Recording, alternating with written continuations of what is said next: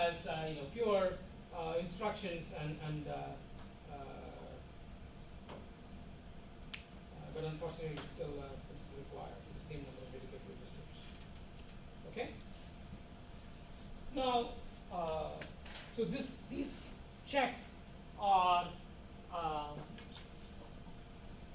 good for containing this untrusted code, but if the untrusted code is truly isolated, then it is completely useless, right? Because it's untrusted code, because if it's isolated, it can't do anything, right? So therefore, all the operation it does is essentially invisible to the outside world. And so, in order for it to become visible, then there has to be some shadow, right? So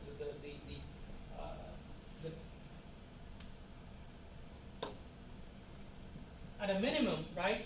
So the if you think of this whatever color as one domain and green as the another domain, and if you try to contain each of them within their own regions, then they cannot observe each other, and there is so nothing useful can be done. But if so, at a minimum, you need to allow, let's say, this region to examine the memory of that region, right? Or more generally, you might want to allow some kind of limited interaction using a limited set of function calls between the two untrusted domains. Right? So that needs to be implemented, and that is done using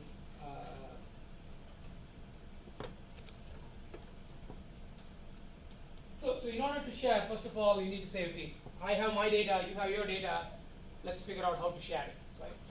One thing you could do is to say, well, you can read, anybody can read anyone's data. Right? So that's one way of resolving the problem. Right? Or you can say, one segment is more trusted than the other, and that segment can access the other segment's data, but not vice versa. Okay? Or you can say, well, they have their private memory, and then there can also be some shared memory that they can both access. And you can implement that by essentially taking the shared memory and then mapping it into the address space of the two processes. Right? So you can take the same physical page and map it into the address space of two different processes, and now they will share the memory. Right? So that's another way to achieve this.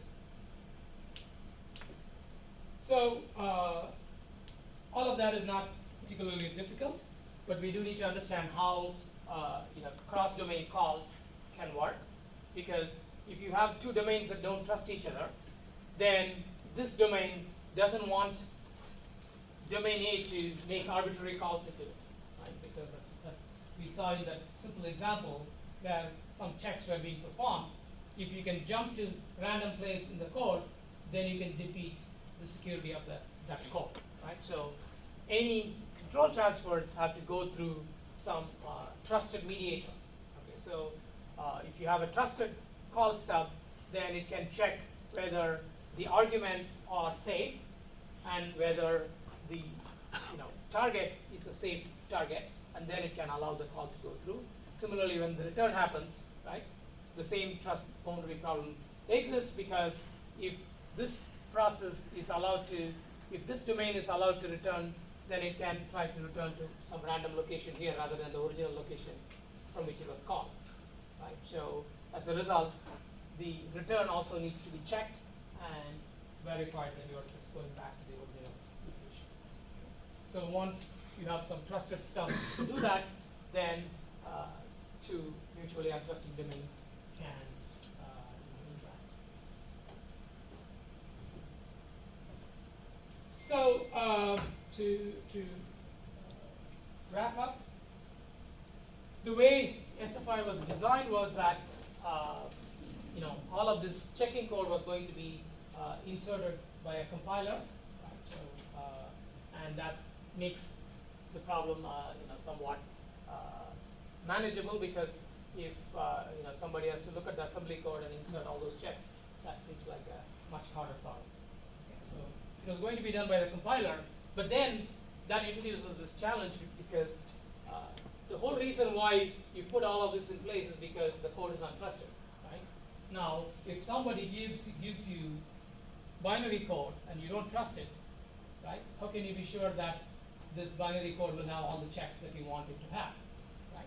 So you can't really, even though you rely on a compiler to put the checks, you can't trust that the code you receive has all the checks in place. So in addition to putting the implementation logic inside a compiler, you need to have a verifier on the receiving end. Right? So I'm sure all of you have heard about, bytecode verification in Java and so on, right? And all of that, happened after this paper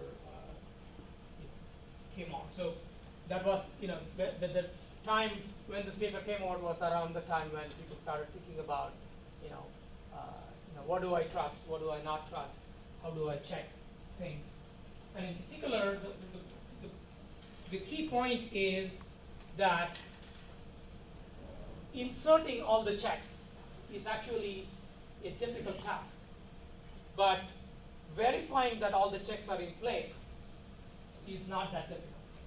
Okay? So the whole idea is, for instance, generating Java bytecode is not easy, but verifying that it satisfies certain security checks is much easier, and it's done automatically before something is loaded. Right? So this whole difference between the fact that checking can be much easier than producing the code in the first place, that came about as part of this paper. So let us stop here and continue the next lecture.